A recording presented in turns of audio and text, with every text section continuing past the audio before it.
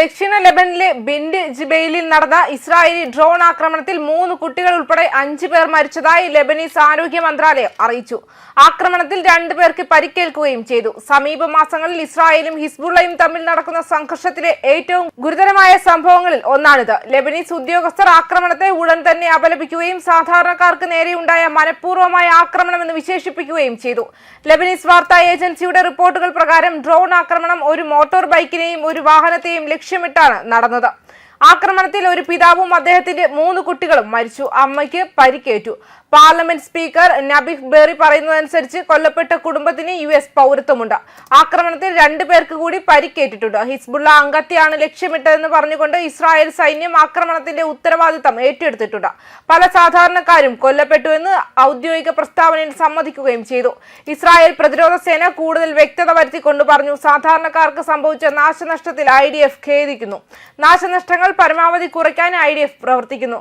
സംഭവം പുനഃപരിശോധനയിലാണ്. പ്രധാനമന്ത്രി നവാഫ് സലാം എക്സിൽ പുറത്തിറക്കിയ പ്രസ്താവനയിൽ ആക്രമണത്തെ സാധാരണക്കാർക്കെതിരെയുള്ള കുറ്റകൃത്യവും തെക്കൻ പ്രദേശങ്ങളിലേക്ക് മടങ്ങുന്ന ആളുകളെ ഭയപ്പെടുത്താനുള്ള സന്ദേശവുമെന്നാണ് വിശേഷിപ്പിച്ചത്.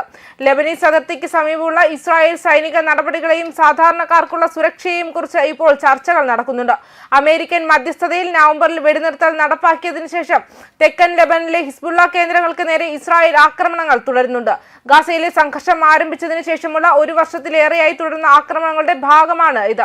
വെടിവെപ്പ്, വ്യോമാക്രമണം, പ്രതികാര നടപടികൾ എന്നിവ പതിവായിട്ടുണ്ട്. ഇത് പലപ്പോഴും സാധാരണക്കാരെ അപകടത്തിലാക്കുന്നു.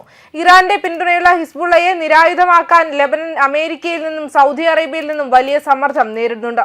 എന്നിരുന്നാലും തുടർച്ചയായ ആക്രമണങ്ങൾ സംഘർഷം കുറയ്ക്കുന്നതിനോ നിരായുധീകരണം പിന്തുടരുന്നതിനോ ഉള്ള സാധ്യതകൾക്ക് തടസ്സമുണ്ടാക്കുകയാണ്. ഹിസ്ബുള്ള ഒരു പ്രസ്താവന പുറത്തിറക്കിയിട്ടുണ്ട്. ഇസ്രായേൽ ലെബനനിൽ വ്യോമാക്രമണം തുടരുകയും തെക്കൻ പ്രദേശങ്ങളിൽ തങ്ങളുടെ അധീനത സ്ഥാപിക്കുകയും ചെയ്യുമ്പോൾ നിരായുധീകരണത്തെക്കുറിച്ച് ചർച്ച ചെയ്യുന്നത് പോലും ഗുരുതരമായ പിഴവാണെന്ന് ഹിസ്ബുള്ള പറഞ്ഞു. നിലവിലെ ഇസ്രായേലി ആക്രമണങ്ങൾ നിലനിൽക്കുന്നിടത്തോളം കാലം ആയുധങ്ങളെക്കുറിച്ചുള്ള ചർച്ചകൾക്ക് സാധ്യതയില്ലെന്നും ഹിസ്ബുള്ള നേതൃത്വം അറിയിച്ചു. ഈ ആക്രമണം ഇസ്രായേൽ അതിർത്തി പ്രദേശങ്ങളിലെ സാധാരണക്കാർക്ക് നേരിടേണ്ടി വരുന്ന ഭീഷണികളിലേക്ക് കൂടുതൽ ശ്രദ്ധ ആകർഷിച്ചു. കുട്ടികളുടെയും ഇരട്ട പൗരന്മാരുടെയും മരണം അന്താരാഷ്ട്ര സമൂഹത്തിന്റെ ശ്രദ്ധ നേടിയിട്ടുണ്ട്. തുടർച്ചയായ അനിശ്ചിതത്വങ്ങൾ കാരണം ലെബനന്റെ തെക്കൻ ഭാഗങ്ങളിലുള്ള ആളുകൾക്ക് വീടുകളിലേക്ക് മടങ്ങാൻ ഭയമുണ്ടെന്നും റിപ്പോർട്ടുകളുണ്ട്.